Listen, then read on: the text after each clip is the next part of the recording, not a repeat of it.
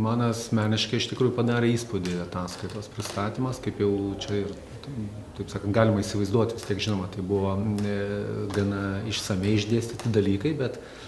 kaip ir sakiau, tokia refleksija yra labai svarbi, nes vienas dalykas ataskaita, kurią mes gavom prieš tai atsiųstą ir truputį kitokią struktūrą išdėstė ir dar kartą tam tikrais pjūviais, svarbiais, strateginiais pjūviais, tai man, sakau, susidarė iš tikrųjų įspūdis, kad universiteto vadovybė, kolegos pagrindiniai, kurie dalyvauja ir turbūt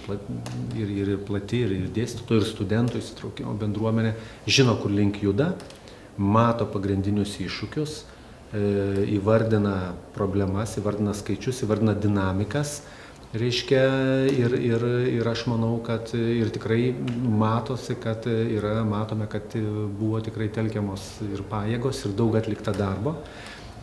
stiprinant tas sritis, apie kurias kalbėjom tvirtindami arba diskutuodami apie strategiją, reiškia ir mokslo dalies stiprinimą, ir įsiejimą su studijom, ir studijų kokybės užtikrinimo,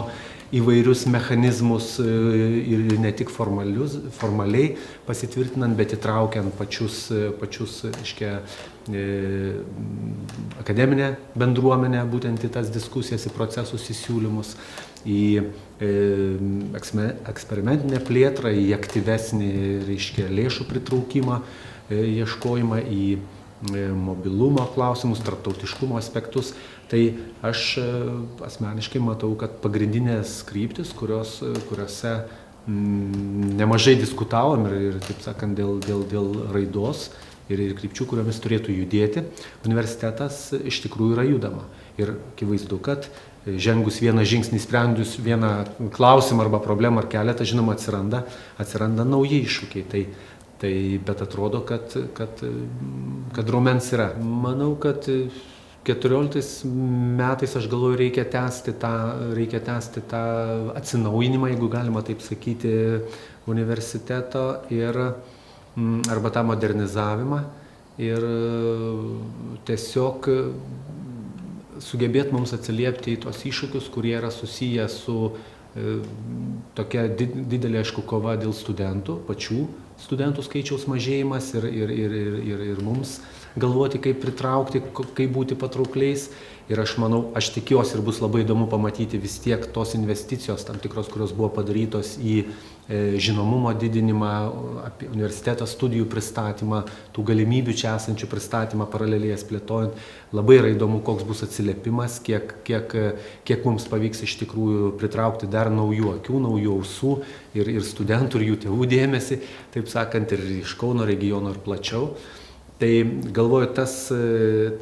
taip sakant, pusiausvyra iš tikrųjų tarp tų lėšų, kurias mes gaunam kaip biudžeto, valstybės lėšas už tam tikrus kriterijus nuo krepšelio mokslo ir su pačių uždirbamam lėšom. Žinoma, suprantant, kad tam tikrą tą pusiausvyrą mes turim palaikyti. Ir aš galvoju, kad toks tęstinis įvertinimas ir turbūt išorinis vertinimas,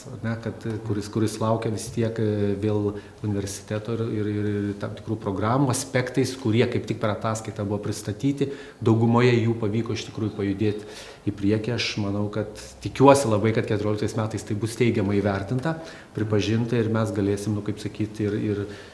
iš šono įvertinti būti ir stipriau jaustis ir toliau tęsti savo darbus pradėtus. Žinoma, nėra lengva veikti visom kryptim. Tai suprantama, šiuo metu,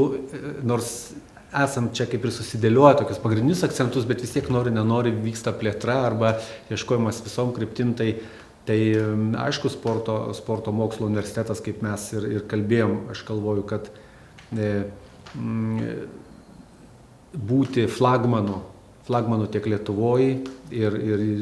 turim ambicijų truputį ir plačiau, kad sporto moksle, kad turėtume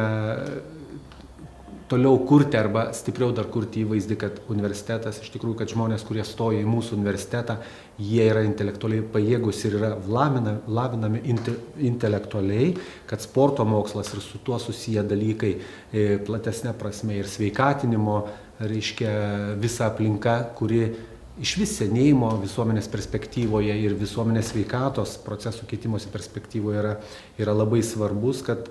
kaip pasakyti, kad mes ieškom būdų ir rengiam tam tikrą pamainą ir dabartį, ir ateitį, ir specialistų,